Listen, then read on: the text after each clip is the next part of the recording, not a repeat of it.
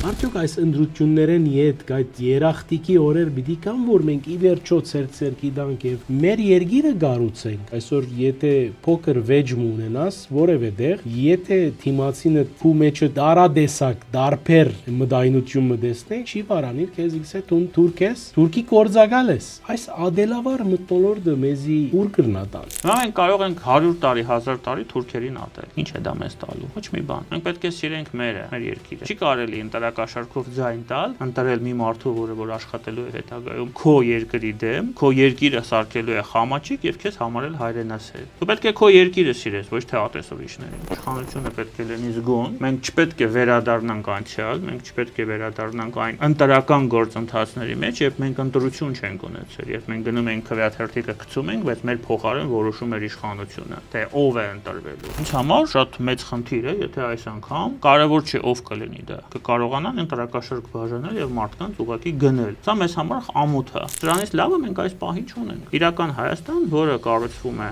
մեր երկրի սահմանների, տարածքների լեգիտիմության հիման վրա, մեր անկախության հիման վրա եւ այն, որ մենք պետք է փորձենք խաղաղություն հաստատել մեր բոլոր հարևանների հետ։ Դա է իրական Հայաստանի կոնցեպտը, դա շատ կարճ է, դա շատ կարճ է։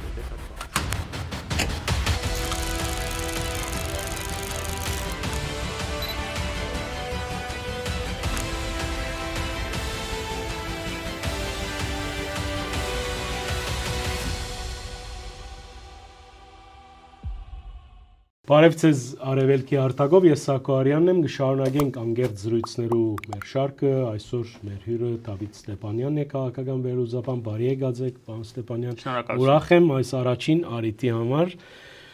Պարոն Ստեփանյան, վերջին լարվածությունները, որ դեղի կունենան, տեսանք, նկատեցինք վարչապետի դեպքը, անգե առաջ ԱԺ նախագահի հետ ինչ որ դեպքեր դեղի ունեցան, այս բոլորը այս լարումները ինչ որ ներքին հագամարտության մգրնա դանիլ, ինչ որ տեղ այդ ռիսկը գտեսնեք, այդ մտավախությունը ունիք։ Ես կարծում եմ, որ հակամարտությունը արդեն ծավալվում է։ Մենք մեջն ենք այսինքն։ Այո, իհարկե։ Ինչ կա, սա է, ես չեմ կարծում, որ սրանից այն կողմ այդ հակամարտության սահմանները կընդլայնվեն։ Հակամարտությունը պայմանավորված է իշխանության համար պայքարով, բավականին կատաղի պայքարով։ Կան Հայաստանում քաղաքական ուժեր, որոնց համար վերադարձը գերագույն նպատակ է, որոնց համար կա մեկ սուրբ նպատակ, դա իշխանափոխությունն է, եւ կլինի այդ իշխանափոխությունը ատելության մթնոլորտ սերմանելով, կլինի այդ իշխանափոխությունը երիտասարդներին զոհաբերելով, իսկ այնինչ տեղի է ունեցել Սուրբ Աննայի բակում, դա զոհաբերություն էր։ Այդ երիտասարդները, ես չեմ ուզում իրենց մասին վատ կարծիք հայտնեմ, իրենք այդ ամենի զոհ են։ Այդ ատելության մթնոլորտի 18 տարեկան երիտասարդը չի կարող քաղաքական հայացքներ ունենա։ Նա չի կարող գիտակցել, թե Նիկոլ Փաշինյանը ինչ դեր է խաղացել վերջին տարիների ընթացքում, ինչ դեր են խաղացել նախկին նախագահները քաղաքականության մեջ։ Սա ինչ-որ էմոցիոնալ։ Այսինքն բավարար դեղեցություն չունենար, ադորամար չի գնար գողնորոշվիլ։ Դա նորմալ է, 18 տարեկան երիտասարդի պատանու համար դա նորմալ է։ Եվ այդ ատելության զոհը ինքը դառնում է մի միջավայրի պրոդուկտ, հա, որը գեներացվում է ոչ միայն ընդդիմության կողմից, ինչ-որ առումով նաև իշխանության կողմից, չնայած իշխանությունը հիմնականում հակադարձում է, բայց մենք տեսնում ենք, որ իշխանությունը իր հակադարձումներում կարող է լինել առնվազն ավելի կոռեկտ եւ ավելի պատասխանատու, որովհետեւ իրենք իշխանություն են, հա, նույն ազգային ժողովի նախագահի հետ այդ դեպքը, որը տեղի է ունեցել, իհարկե շատ զզվելի էր, ես նայեցի, հա, այդ տեսագրությունը, բայց ես կարծում եմ, որ ազգային ժողովի նախագահը պետք է ավելի բարձր լիներ, իր դիրքում լիներ։ Չպատասխաներ։ Երևի թե այո։ Փորձեր այնպես անել, որ այդ սադրանքին, իսկ դա ակնհայտ կերպով սադրանք է եղել, այդ սադրանքի զոհը չդառնար։ Գիտեք, վարչապետը երեք հղում ըրավ ինչ որ հակակոռուպցիոն կոմիտեի հետ կապված կորձիմը վերապերյալ նույնիսկ մեջբերումը կատարեց։ Ինչ կգարձեք, իշխանությունները մեր գվախնան այս ընդրագաշարքի ինչ որ հոլովույթ մը կգարձեք, հատկապես Ռուսաստանեն մեծ թիվով հայրենագիցներու քալու քվե ձախել առնելու առումով վախ մը գա իշխանություններու մոտ այդ զգացումը ունիք դուք կամ ինչ կգադարվի վերջո այս կորձը ուր գրնա երթալ մարդիկ իրապես ինտիմության մեջ կան ուժեր որոնք քրավ դրած են ռուսաստանյան քվեներու վրա որովհետև պրակտիկան գա ուրիշ երկիրներու մեջ ալ եղած է մեկ երկրը մյուս երկիրը քաղաքացի դանիլ եւ կվեարգել դալ փողի դիմաց կամ ինչ որ բանի դիմաց Ես չգիտեմ կա վախ թե ոչ, բայց գիտեմ որ կա զգուշավորություն, այդ զգուշավորությունը միանշանակ արդարացված է։ Եկեք հասկանանք, հա, որտեղից է գալիս այդ ամբողջ խոսակցությունը, տեսեք, եւ սոցհարցումների արդյունքներով, հա, ID-ի մասին է խոսքը իհարկե։ Եվ ընդհանրապես տպավորություն կա եւ ես կիսում եմ այդ տպավորությունը, որ այդ ուժեղ, հա, մեր ձևով ուժեղ Հայաստանը երկրորդն է լինելու ընտրությունների արդյունքներով երկրորդ տեղն է զբաղեցնելու։ Մայրենք նոր ստեղծվող քաղաքական ուժ են, որոնք ունեն այս պահին նույնիսկ վարչապետի հստակ տեխնացու, որովհետև Սամվել Կարապետյանը առնվազն հարցականի տակ է նրա տեխնացությունը, բայց ամբողջ այս գործընթացում անընդհատ իրենց անունն է նշվում, որ իրենք երկրորդն են։ Ինչի շնորհիվ է դա։ Իհարկե փողի եւ բավականին մեծ փողի։ Դեն այդ մարդիկ եկել են, ծախսում են շատ մեծ գումարներ, գնում են շատ մեծ քանակությամբ մարդկանց, եւ այդ մարդիկ աշխատում են իրենց վրա։ Տասնյակ, հարյուրավոր, հազարավոր մարդիկ աշխատում են իրենց վրա։ Եվ այո, եթե լինի հնարավորություն տալ ընտրակաշարք, իրենք դա կանեն։ Ես դա բոլորովին չեմ բացառում։ Եվ այս վերջերս այդ բացահայտումը, որը տեղի ունեցավ, որ մարդկանց աշխատավարձ են տալիս ոչինչի համար, դա եւս ընտրակաշարք է։ Ես ինքս տեսնում եմ, ես վստահ եմ դուք եք երևի տեսնում, քաղաքում, Երևանում կան այդպիսի, չգիտեմ, ինչպես կոչեմ դա, մեր ձևով ինչ որ գրասենյակներ, որտեղ նստած են ինչ որ մարդիկ ու ոչ մեկ չի մտնում ներս։ Պարզապես գրասենյակը մեջ ինչ որ մարդ է նստած, մի հոգի կամ երկու հոգի, այդպես ամբողջ օրը նստած են։ Ինչի համար են նստած։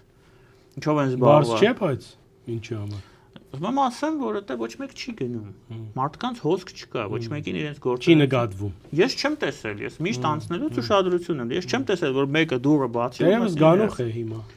Միգուցե, եթե գանուխ է, այդ դեպքում ինչի են բացել հիմա։ Այնպեսով հարցերը շատ են, եւ ես կարծում եմ, որ իշխանությունը պետք է լինի զգոն։ Մենք չպետք է վերադառնանք անցյալ, մենք չպետք է վերադառնանք այն ընտրական գործընթացների մեջ, երբ մենք ընտրություն չենք ունեցել, երբ մենք գնում ենք քվեաթերթիկը գցում ենք, բայց մեր փոխարեն որոշում էր իշխանությունը, թե ով է ընտրվելու։ Երբ Ռոբերտ Քոչարյանը տալիս էր մամուլի ասուլիս եւ հատ տեղերով ասում էր ով է անցնելու խորհրդարան, ով ոչ։ Եվ դա տեղի էր ունենում։ Երբ իր կողմից գնված կներեք արտահայտության համար սոցիոլոգները սոցիոլոգիական հարցումներ էին անում եւ միշտ դուրս էին գալիս ճիշտ, նույնիսկ տոկոսներն էին ճիշտ։ Այսինքն քվոտաներով էր խորհրդարանը ձևավորվում։ Եվ դա արվում էր այդ թվում նաեւ մանավանդ խայտարակ 2017-ի ընտրությունները ընտրակաշառքի միջոցով։ Դա բոլորս գիտենք։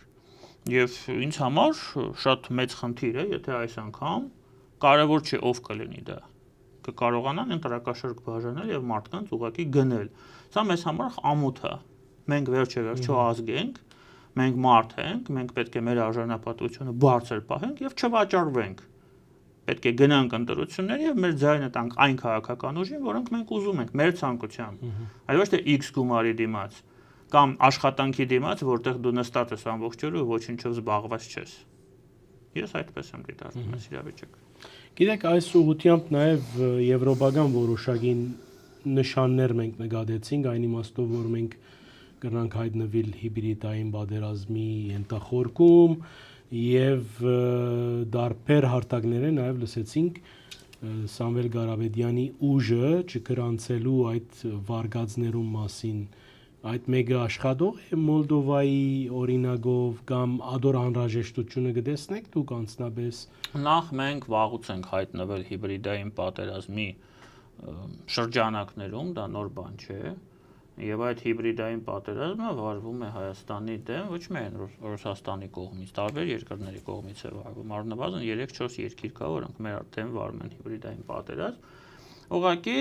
նախընտրական շրջանակներում այդ պատերազմի սահմանները միայն մեկ երկրով են, հա, սկսվում եւ ավարտվում դա Ռուսաստանն է։ Ինչու, որովհետեւ միակ շահառուն, որպեսզի Հայաստանում լինի իշխանապահություն, դա Ռուսաստանն է։ Ինչու, պատճառները բոլորը գիտեն, որովհետեւ մենք վերադառնանք իրենց համար երանելի ժամանակներում, երբ որոշումները Հայաստանի ապագայի մասին, Հայաստանի ներքին քաղաքականության, արտաքին քաղաքականության մասին որոշվում էին ոչ թե Երևանում, այլ Մոսկվայում։ Սա իրենց ցանկությունն է։ Եվ ցանկացած քաղաքական ուժ, որը կսպասարկի այդպիսի օրակարգ, ինձ համար չի կարող լինել հայկական, հայաստանյան քաղաքական ուժ։ Դա դրսի համաճիկներ են, որոնք սպասարկում են մեր նկատմամբ X ժամանակից թշնամաբար տրամադրվածություն ունեցող երկրի շահերը։ Եվ դա բոլորը պետք է գիտակցեն։ Կներեք, ձեր երկրորդ մասը ձեր հարցի ընտրությունների հետ կապված։ Այսին այս մթնոլորտի հետ կապված անհրաժեշտությունը գլա որ չգրանցվին այս ուժերը։ Ես կարծում եմ, որ կա անհրաժեշտություն չգրանցվելու ուժերին, որոնք չեն համապատասխանում Հայաստանի Հանրապետության օրենքների, նորմատիվներին եւ կետերին։ Չեն համապատասխանում։ Եթե չեն, ինչ է օրինակ այդ համապատասխանելիության հարցը։ Դե գրած է, ընտրական օրենսգրքում գրած է։ Մարդը պետք է ունենա X տարվա քաղաքացիություն, չբացակայի երկրից եւ այլն եւ այլն եւ այլն։ Ես իրավաբան չեմ, հիմա չեմ կարող կետ ասել։ Եթե որևէ այդ կետերից մեկին չի համապատասխանում X տեխնացուն, կարևոր չի ով։ Ուզում է ԿՊ-ից լինի, ուզում է Հայաստանից լինի, ուզում է նոր Հայաստանից լինի, որտեղից ուզում է։ Նա պետք է չգրանցվի։ Ստե գիտեք երկու անգամ երկուսը էլի, ստե չի կարող երկու։ Էդի գրնա ներքին ինչ որ լարում ստեղծել, որում է գխուսապի իշխանությունը։ Չեմ կարծում։ Չեք կարծում։ Չէ։ Դա չի ստեղծի այնպիսի լարում, որը մենք չենք կարող որպես հասարակություն եւ որպես պետություն հաղթահարել։ Եթե մենք փորձենք լարումից խուսափելով գնալ հակաօրինական ճանապարհով, հակաօրինական կերպով գրանցել X քաղաքական ուժին, ես նորից եմ ասում, որ տարբերություն չկա ով է։ Այդ դա է լարում ստեղծելու հետագայում։ Ժամանակին Ռոբերտ Քոչարյանը խախտելով բոլոր մեր սահմանադրության եւ օրենքի կետերը դարձավ Հայաստանի Հանրապետության նախագահ։ Արդյունքները բոլորս գիտենք, ինչու դա ավարտվեց Հայաստանի Հանրապետության համար եւ մեզ համար։ Իմիջիայլոց նույն քաղաքական ուժը, Ուժեղ Հայաստանը օրեր առաջ վստահեցուց, որ իրենք Ռոբերտ Քոչարյանին ճունին կվեդալիք։ Դուք ինչ որ վստահեցում է այս խոսքը կամ բարձրապես նախընտրական հայտարարություն։ Ես միշտ աշխատում եմ վստահություն կատեգորիան ընդհանրապես չօգտագործել, երբ խոսքը գնում է քաղաքականության եւ քաղաքական հայացքների մասին։ Եվ ես միշտ զարմանում եմ, երբ սոցհարցումների ժամանակ հարց են տալիս մարդկանց. Դուք վստահում եք այսինչ ուժին։ Ես ոչ մի քաղաքական ուժին չեմ վստահում Հայաստանում։ Սա ասում եմ որպես Հայաստանի Հանրապետության քաղաքացի։ Բայց դա չի նշանակում, որ ես ընտրություններին չեմ գնալու եւ որևէ քաղաքական ուժ չեմ ընտրելու։ Սա սխալ ձևակերպում է։ Մարդ չպետք է վստահի քաղաքական ուժին, մարդ պետք է ընտրի քաղաքական ուժին եւ պահանջի այդ քաղաքական ուժից, որովհետեւ դու վստահություն ցուցաբերես եւ այդ վստահությունով գնաց հանգիստես, տեսես վերջ իրենք ընտրվել են ամեն ինչ կանեն, իրենք ոչ մի բան չեն անելու։ Եվ դու քո վստահության մեջ խապված ես լինելու։ Դա եղել է միշտ, դա կա հիմա եւ միշտ լինելու է, ոչ միայն Հայաստանում, ամբողջ աշխարհում։ Ինչը վերաբերվում է վստահության մասով, հա, Ուժեղ Հայաստանի նկատմամբ, ինձ համար ես նորից եմ ասում, տարբերություն չկա, որ քաղաքական ուժն է։ Ես չեմ վստահում այդ հայտարարություններին։ Եթե վաղը քաղաքական նպատակահարմարություն լինի Ռոբերտ Քոչարյանին կարգել վարչապետի թեկնածու, նրանք նույնիսկ դա կանեն։ Եթե նրանց դա պետք լինի։ Ոչ միայն կմիանան իրենց ձայները կտան, նույնիսկ վարչապետին կնշանակեն։ Ես դրան վստահ եմ։ Եթե ոչ չեն անելու։ Սա է։ Մեզ ոչ մեկ չի հարցնելու, ընտրողներին ոչ մեկ չի հարցնելու։ Իրենց ձայնը տվածներին այդ Ուժեղ Հայաստան ոչ մեկ չի հարցնելու այդ ժամանակ։ Գիտեք, պարոն Ստեփանյան, մինչև պատերազմը մենք շատ քիչ արիտներով, այսպես Թուրքիո թեման գարձարձվել կամ ապրիլ 24-ին, Գեիշադակ վեր Թուրքիան, ցեղասպանությունը, բայց պատերազմեն յետք մեր հանրության մեջ, մեր հասարակության մեջ նույնիսկ ասեմ հիվանդակին խոսույթը դուրս եկա, որովհետև նույնիսկ փողոցներում մեջ ինտիմության խավը եւ ես այս մեկը նույնիսկ բոլսո հայկական թերթիմը իմ դված զրույցի մեջ ասած եմ որ ինչպես կրնանք ասել առանց Թուրքի Հայաստան եւ այդ մեծ մասշտաբային ասենք նեանսները ժխտական իմաստով մտան հասարակության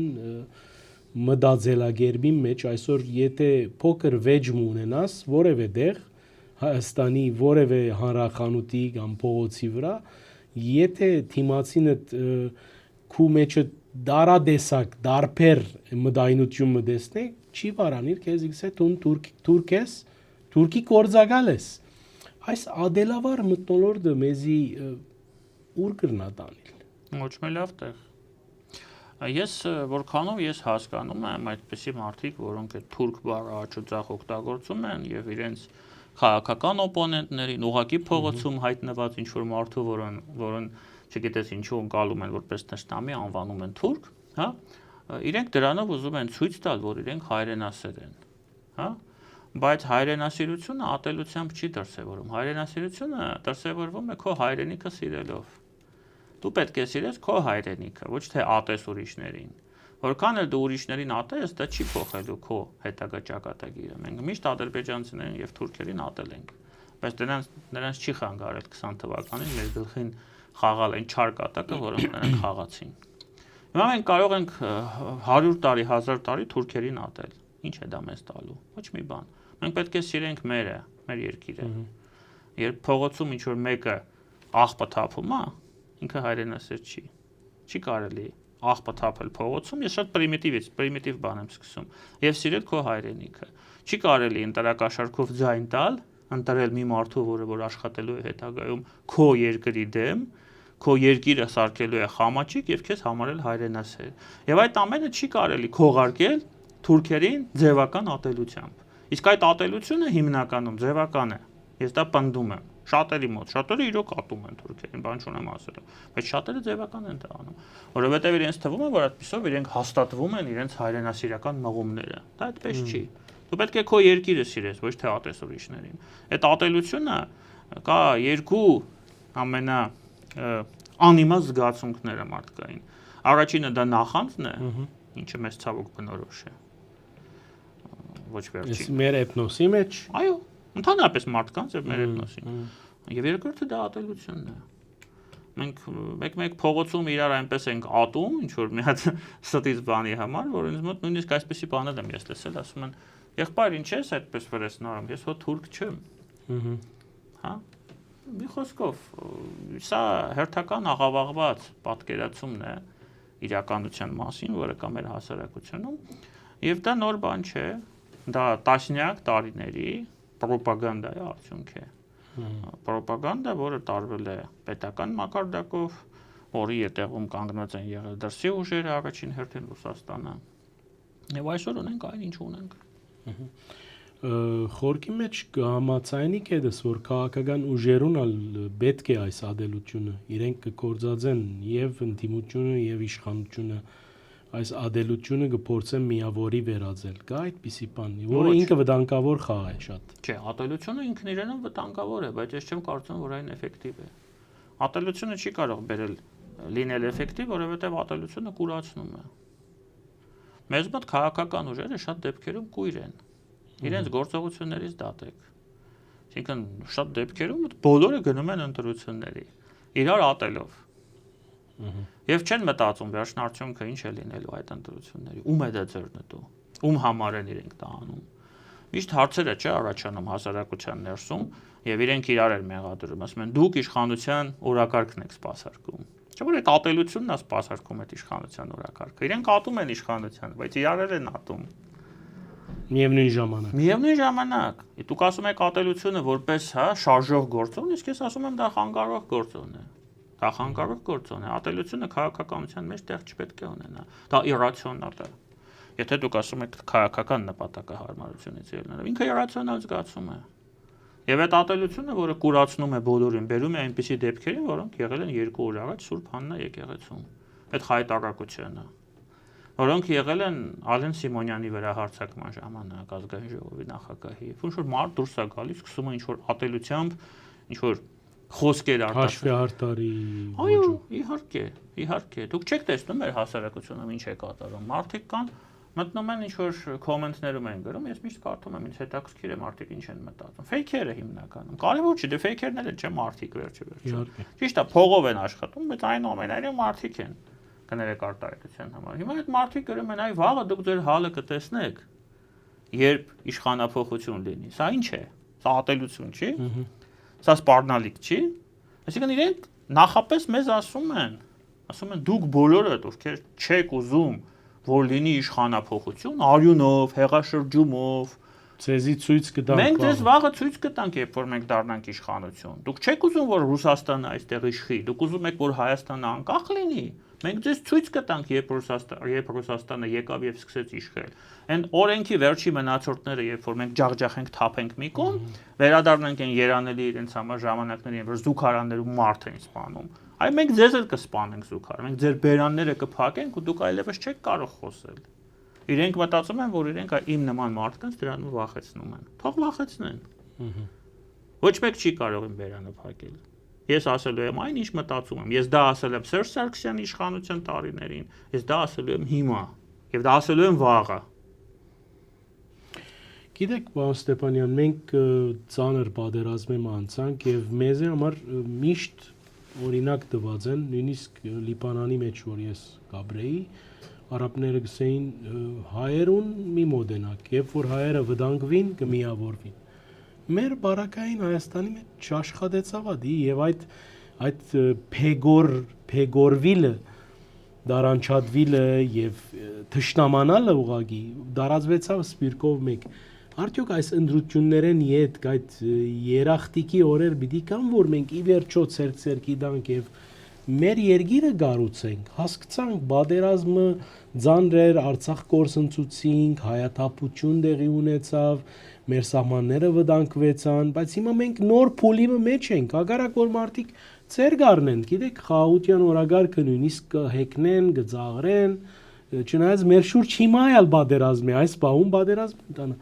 բայց երբ պիտի մեր հասը եւ ով գրնա անել ծեր գարձիկով այդ հավաքակրումը, խաղապարի շուրջ, որ պետության խաղապարն է,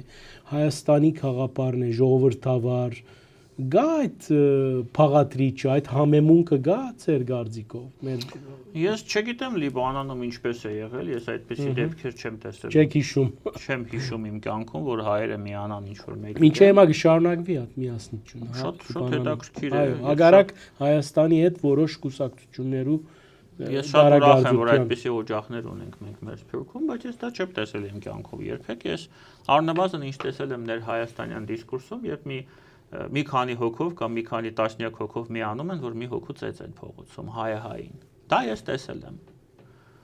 Դա բանակում եմ տեսել, երբ նորից մի դասակ հավաքվում է, որ մեկին ծեծի։ Հա, դա երևի հերոսություն է, չգիտեմ։ Ես չեմ կիսում այդ հերոսությունը։ Եվ ես կարծում եմ, որ դա է բերում նաև այն զազրելի, զզվելի քստմնելի դեպքերին, որոնք մենք ունենում ենք մեր զինված ուժերում, երբ մարդիկ ինքնասպանություն են անում, իրար են սպանում, հայը հային է սպանում։ Դա է եկած հիմքում։ Հիմա անցնենք քաղաքական մակարդակ։ Մենք չունենք միասնություն մի քանի հանգամանքից ելնելով։ Առաջինը,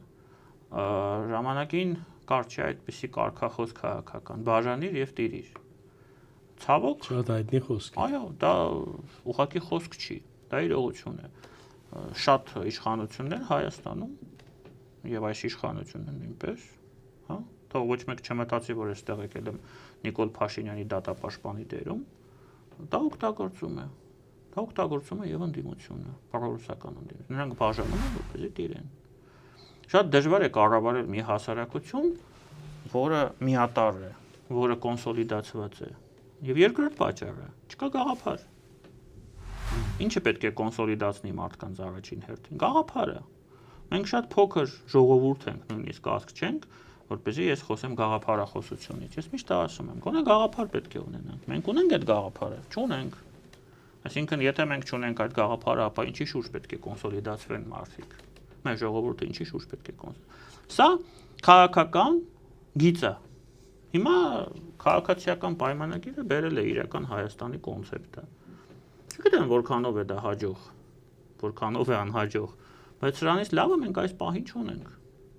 իրական Հայաստան, որը կառուցվում է մեր երկրի սահմանների, տարածքների լեգիտիմության հիման վրա, մեր անկախության հիման վրա,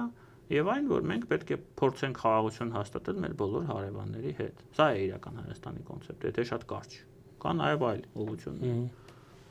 Կա ինչ-որ քաղաքական ուժ Հայաստանում, որը առաջարկում է ավելի ռեալիստական, ավելի լավ կոնցեպտ, եթե կա, ես պատրաստ եմ դիտարկել։ Միգուցե ավելի լավն է։ Սա այս պահին այն է, ինչ մենք ունենք։ Լավն է, թե վատն է, ես հիմա գնահատական չեմ հնչել։ Ունենք սա։ Եթե քաղաքացիական պայմանագրի եւ Փաշինյանի հակառակորդները եւ թշնամիները մեզ ասում են, այ մենք պետք է միավորվենք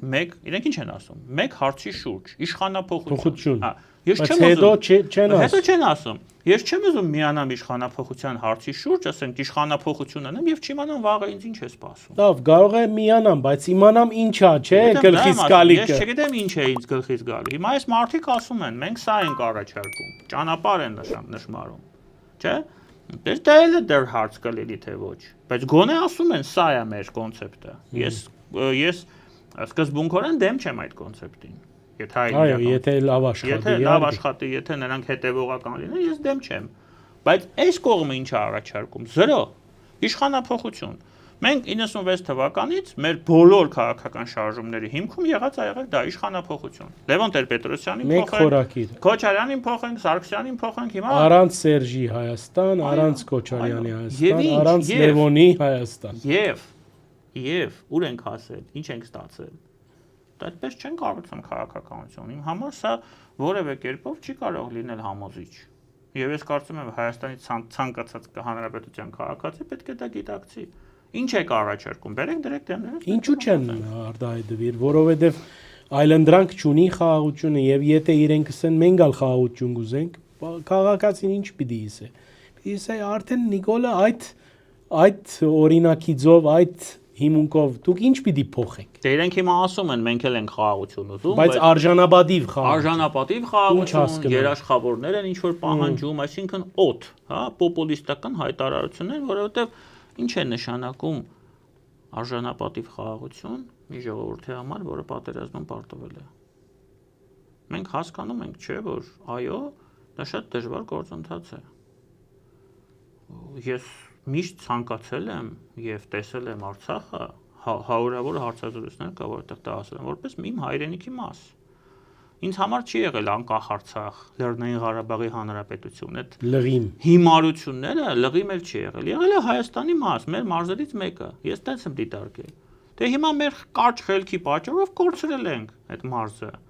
Հիմա ինչ անենք, շարունակենք փրփուրներից կախվենք, որպեսզի մնացածը կորցնենք։ Թե փորձենք այդ ամենը մոռանալ եւ կառուցել մեր երկիրը, մեր ինքնիշխան անկախ Հայաստանը, որպեսզի այն այնքան ուժեղանա, որ վաղը X պահին մենք միգուցե նաեւ սկսենք մտածել այլ հարցերի մասին։ Միգուցե։ Իսկ միգուցե չսկսենք։ Միգուցե մենք կառուցենք այնպիսի հասարակություն, այնպիսի երկիր, որ մեզ այլևս այդպիսի հարցերը չեն հուզելու։ Դա էլ չէ հնարավոր։ Լյուքսեմբուրգը ինչքան տարածք ունի։ Այնտեղ մարդիկ երջանիկ չեն, ինքնաբավ չեն։ Արդյոք նրանք տարապում են կոմպլեքսներով։ Կարծում եմ, որ ոչ։ Հիմա ինչն է մեզ խանգարում կառուցել մեր փոքրիկ Լյուքսեմբուրգը։ Լավ չեմ ասում Լյուքսեմբուրգը, Սլովակիան, իջեցնեմ, Սլովենիան, ինչն է մեզ խանգարում։ Իսկ կարող է մեր հուշերը եւ երազանքները անկատար, Մուշ, Սասուն, հիմա այդ հուշերի պատճառով Արցախն է արդեն դրան գումարվել։ Ստեփանագերտն է գումարվել։ Իսկ միգուցե այդ Ստեփանագերտը չգումարվեր, եթե մենք Նախիջևանի մասին միշտ հիշեինք։ Եվ հիշեինք ինչ է կատարվել մեզ հետ Նախիջևանում։ Ժամանակին, երբ մենք ադրբեջանցիների հետ հանդիպում էինք 11-ից 16 թվական ընկած ժամանակահատվածում, իրենց համար ամենաանընդունելի թեման դա Նախիջևանն էր։ Ուղղակի ուշքները գնում էր, երբ որ Նախիջևանի անունն էր տալիս, որտեղ իրենք հասկանում էին այդ վտանգավորությունը այդ թեմային։ Մենք ճիշտ եզրահանգումների չենք եկել, Նախիջևանը մեզ համար դաս չի եղել։ Դրա համար էլ Արցախը կորցրել ենք։ Եվ հիմա շարունակում ենք խոսել ինչ-որ միֆերի մասին, հա, իրավունքների մասին, այն ժամանակ, երբ այդ մարդիկ ում իրավունքները տարօրվել են, ոտնահարվել են, արդեն այստեղ են։ Դե եկեք Նախիջևանի մասին էլ խոսենք, ինչ տարբերություն այդ դեպքում։ Եթե Արցախի մասին ենք խոսում, հիմա շատ հանգիստ կարող ենք Նախիջևանի մասին, բայց ինչի՞ չենք խոսում։ Բա խոսենք։ Չենք խոսում, չէ։ Դա մեր քաղաքական տահասության արդյունքն է, չէ։ Որը մենք տասնյակ տարիներով դրսևորել ենք։ Քաղաքական տահասության որպես հասարակություն։ Եվ թող ոչ մեկ չգցի Քոչարյանի, Սերժի կամ Լեոն Լևոնի վրա կամ Նիկոլի վրա։ Մենք ենք տահաս եղել, որտեղ մենք իրենց ընտրել ենք փողով, խաբեությամբ, վախով, մեզ վախացրել են, փող են տվել, խաբել են, գնացել ենք ընտրել ենք, չէ՞ իրանց։ Հողոթից չեն դարձել իրենք իշխանություն։ Դե տահասությունը ուրեմն մերն էլա, չէ՞։ Բա ինչի չենք ուզում դրա պատասխանատվությունը կրենք։ Ինչի չենք ուզում խելքի գանք։ Ինչ ենք շարունակում միֆերի փրփուրների մասին խոսել։ Մենք մեր ձեռքով Արցախը սարքեցինք միֆ։ Իրական Արցախը, ռեալ Արցախը, որտեղ արցախցին ապրում էր հազարամյակներով, սարքեցինք օդ։ Հիմա այդ օդից կախվել ենք, ասում ենք, բա Ստեփանակերտը։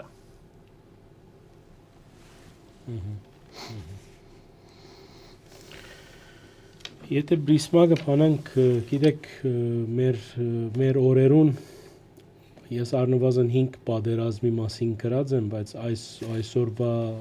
այսօր դեղի ունեցող ընթացող պատերազմը եւ դարողությամբ եւ մասշտաբով եւ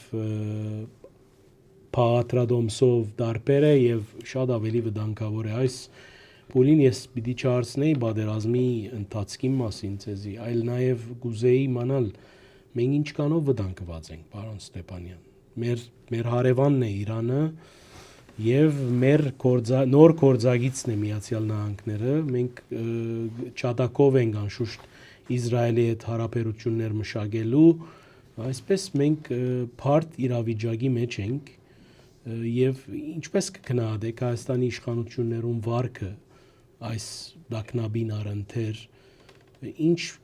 ինչ վարգանիշ բերավ մեզի մենք ուր կգտնվենք այս բոլորեն եւ ամենակարևորը մեր արժեվ եղած մարտահրավերը ինչ է որովհետեւ մեր հասարակությունը շատ հերույ է այս ամեն ինչեն եւ գարձե որ եղածը այսպես օտահարումներ են հարվածներ են մենք վտանգված ենք այնքանով որքանով վտանգված են բոլորը Կա վտանգավորության երկու աստիճան մեզ համար Հայաստանի։ Մեկը դա տարածաշրջանայինն է, այսինքն այն աստիճանը, որը օրինակ վերաբերվում է Ադրբեջանին, չէ՞, Թուրքիային, Իրաքին, Իրանի հարևաններին։ Դա մի աստիճանն է, երկրորդ աստիճանը, աշխարհաքաղաքական եւ գլոբալ, որը վերաբերվում է արդեն շատ խաղացողներին, օրինակ այդ թվում նույնիսկ ԱՄՆ-ին։ Հիմա հերթով գնանք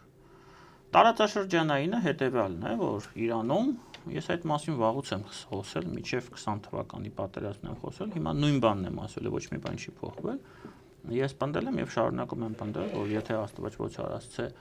Իրանում լինի մեծ ներքաղաքական պատերազմ, հա, քաղաքական պատերազմ լինի, որը բերելու է նրան, որ Իրանը վերածվելու է Սիրիայի տասնամյակներով, դա մեզ համար շատ լուրջ վտանգ է։ Եվ բոլոր հարևան երկրներին, որտեղ արդեն լինելու են միլիոնավոր փախստականներ, մեր կողքը լինելու է միջազգային ահաբեկչություն, ու բոլորս գիտենք Սիրիայում ինչ է կատարվել, հա, իր բոլոր, հա, վտանգներով եւ մարտահրավերով։ Սա մեկ մակարդակ է։ Եվ երկրորդը ոչ պակաս աշխարհաքաղաքական կամ գլոբալ մարտահրավերների մակարդակը այն է, որ մենք ունենք այս պահին բավականին լավ հարաբերություններ Ամերիկայի Միացյալ Նահանգների հետ, բայց Սաուդյան Արաբիան էլ ուներ, չէ՞, շատ ավելի բարձր մակարդակի։ Իսկ այսօր ԱՄՆ նախագահը Սաուդյան Արաբիայի թագաժարանգին, չասեմ ինչ է առաջարկում, հա, եւ թագաժարանգը սկսում է Ուկրաինայից դրոններ գնել։ Այսինքն առաջ որսեին քիչ բան էր, հեքիաթային։ Ոչ մեկ չէր հավատա։ Այո։ Ոչ մեկ չէր հավատա, որ օրինակ Իրանը կարող է ռմբակոծել Արաբական Միացյալ Էմիրությունները։ Ինչ է ստացվում։ Ծոցի երկրներից ամենամեծ հրթիռների ծավալը հարյուրներով, հազարներով ուղարկվել է Դուբայի եւ Աբու Դաբիի ուղղությամբ։ Դա ոչ մեկ չէր հավատա, բայց դա տեղի ունեցավ։ Այսինքն այս պահին ամբողջ աշխարհը մտել է մի փուլ, հեղուկ փուլ, երբ նախքին բոլոր միջազգային պայմանագրերը, անվտանգային կատեգորիաները չեն աշխատում։ Այստեղ բարևենք ուժեղ Հայաստանին, որը ասում է մեզ երաշխավոր է պետք անվտանգային փաստաթղթով։ Սա վտանգ է, որովհետև մենք X պահից մեր խաղաղությունը տարածաշրջանում ինչի հիման վրա ենք կառուցում Ադրբեջանի հետ, թրիփի հիման վրա, օգոստոսի 8-ի պայմանավորվածությունների հիման վրա։ Իսկ ով ասեց, որ այդ պայմանավորվածությունները եւ թրիպը շարունակելու են ակտուալ մնալ։ Արդեն իսկ կասկածի տակ են դրվում։ Չէ՞։ Եվ Ալիևը դա գիտակցում է։ Իսկ ով ասեց, որ վաղը չի կարող լինել իրավիճակ, երբ որ Ալիևը կփորձի վերախաղարկել։ Ուրեմն այս պահին մենք ունենք լուրջ մարտահրավեր։ Մենք պետք է փորձենք եւ անենք ամեն ինչ, ինչպես ժամանակին թրիպը արեցինք, շատ ճիշտ։ Ես տարիներով այդ կոչերը հնչեցնում էի մեր իշխանություններին։ Ամերիկային բերել այստեղ ամերիկյան դրոշը, ոչ ռազմաբազայի տեսքով, միայն բացառապես տնտեսական։ Մենք պետք է գտնենք մի այնպիսի բանաձև հեգեմոնի հետ։ Այս պահին միակ երկիրը, որը ձգտում է դեպի հեգեմոնիայի, այս պահին այդ պատերազմը գնում է, դա ԱՄՆ-ն է։ Մենք պետք է փորձենք իրենց հետ կառուցենք հարաբերությունները այնպիսի մի բանաձևով, որը Ադրբեջանի մտքի փոփոխությունները, հա, կկանխի եւ պրոֆիլակտիկ կերպով կկանգնեցնի։ Սա վտանգ է մեզ համար։ Եվ այն, ինչ կատարվում է Իրանում եւ Իրանի շուրջ, այդ վտանգի շատ ուղիղ, շատ ռեալ արտացոլումն է։ Այս երկու ուղղություններով այդ վտանգը կա։ Մեկը մյուսից ոչ մի բանով պակաս չի այս պահին։ Եվ երկուսի ուղղությամբ մենք պետք է աշխատենք, որ կանխենք։ Ինչ է անում իշխանությունը։ Իշխանությունը առնվազն զգուն է, իշխանությունը առնվազն չեզոք է, փորձում է չեզոքությունը պահպանել։ Իշխանությունը առնվազն կարողացել է Իրանի հետ հարաբերությունները չփչացնել։ Հայաստանը եւ Թուրքմենստանը տարածաշրջանում միակ երկրներն են, որոնց վրա Իրանից այս պահին հրթիռներ կամ դրոններ չեն ուղարկվել։ Բոլոր մնացած հարևանների վրա, այդ թվում Թուրքիայի եւ Ադրբեջանի ուղարկվել են։ Դա ինչ է, եթե Հայաստանի Հանրապետության ղեկավարության քաղաքականության արդյունք չէ։ Պետք է դա ֆիքսենք։ Ես չգիտեմ վաղը ինչ է լինելու, բայց միջև այսօր այս պահին քաղաքականությունը աշխատում է։ Եկեք հիշենք այն վայ վերլուծաբաններին եւ քաղաքագետներին, ժամանակին քաղաքական գործիչներն ասում են Նիկոլը քանդեց հարաբերությունները Ռուսաստանի հետ, չգիտեմ ինչի Իրանին էին կպցնում միանգամից։ Ռուսաստանի եւ Իրանի հետ, հա, քաղաքական հնարք է, կեղտոտ, բայց հնարք է։ Նիկոլը, ես հիմա իրենց եմ ցիտում, դրա համար եմ Նիկոլ ասում։ Նիկոլը Հայաստանի տարածքը սարքում է հակամարտությունների աշխարհակաղակական գլոբալ հակամարտությունների արենա։ Հայաստանը դառնում է Ուկրաինա։ Հայաստանը դառնում է Ուկրաինա։ Կովկասի Ուկրաինա։ Այսինքն այդ թեզերը սուտ էին, չէ՞։ Մենք տեսնում ենք, որ սուտ էին։ Հիմա Ուկրաինան դարձավ, Իրանը դարձավ, չէ՞, մենք չենք դառնում։ Եվ հուսով եմ չենք էլ դառնալու։ Բայց առնվազն դա նշանակում է մեկ բան, որ այդ քաղաքականությունը, որը որդեգրվել է 22 թվականի աշնանից, նա ճիշտ է։ Միջև այդ քաղաքականությունը եղել է սխալ։ Հենց նույն ԿՊ-ի։ Ես դա ուղիղ ասում եմ։ Միշտ երկու տեսակետ կա, չէ՞։ Մեկը ասում են ԿՊ-ն ճիշտ է ամեն ինչում, 18 թվականից ինչ եկել է, ինչ արել են, ճիշտ են արել, մյուսները ասում են ինչ արել է, սա սխալ է արել։ Ես ասում եմ, արտաքին քաղաքական վեկտորում մինչև 22 սխալ ենք արել, սխալներ ենք թույլ տվել։ 22-ից հետո սկսել ենք աշխատել ճիշտ։ Ես հուսով եմ, որ այս տենդենսը կպահպանվի, այդ թվում նաև հաշվելով փոփոխությունները աշխարհում եւ մեր տարածաշրջանում եւ կկայացվեն ճիշտ որոշումներ։ Ես ամբողջական տեղեկատվությունը չունեմ, որ հիմա ձեզ ասեմ ինչ պետք է անել, հա, եւ մենք հասկանում ենք, որ դա այս հարցազրույցի շրջանակներում գրեթե անհնար է,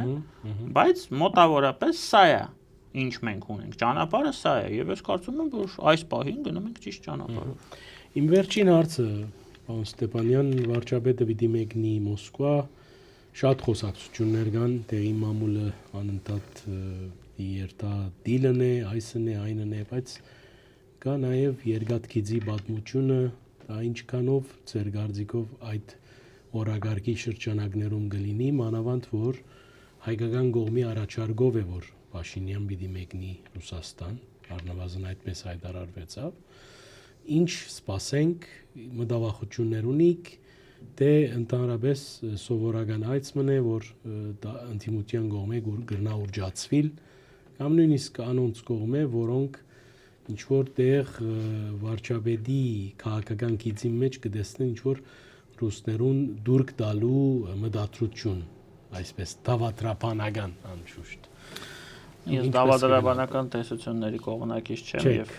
չէ, երբեք չեմ եղել։ Ես փորձեմ հիմա շատ կարճ վերլուծելով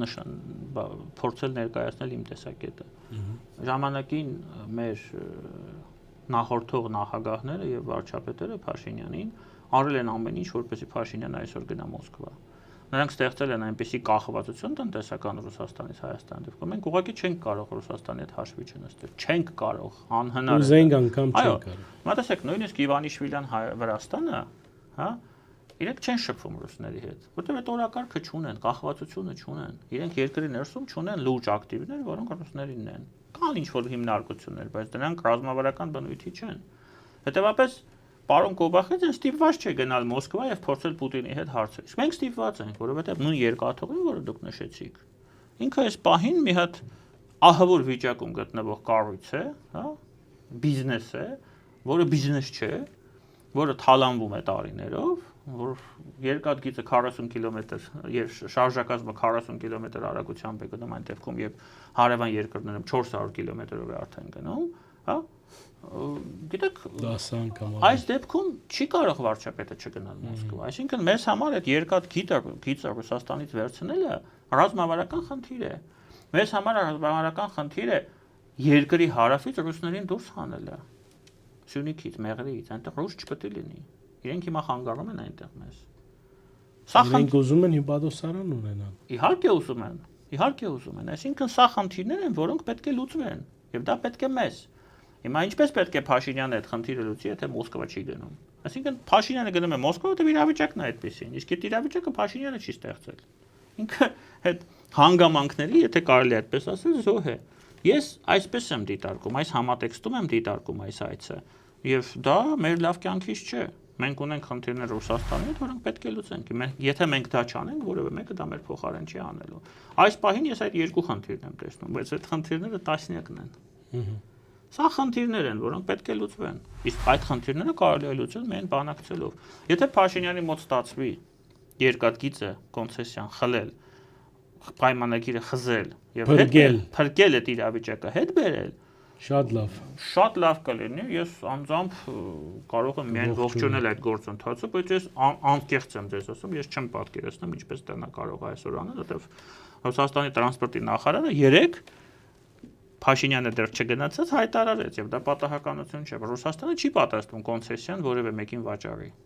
Օրինակ Ղազախստան չի պատրաստվում։ Արդեն նախապես ասել, ուղերձը տվին, իհարկե։ Այսինքն կամ առևտուր է գնալու շատ թանկին են ուզելու, կամ ուղղակի որ անգարելի է։ Իհարկե։ Հիշենք Գաբալայից Ալիևը ոնց ռուսներին հանեց։ Ինքը ոչ ասած թողեք գնացեք։ 10 թե 20 անգամ գինը բարձրացրեց։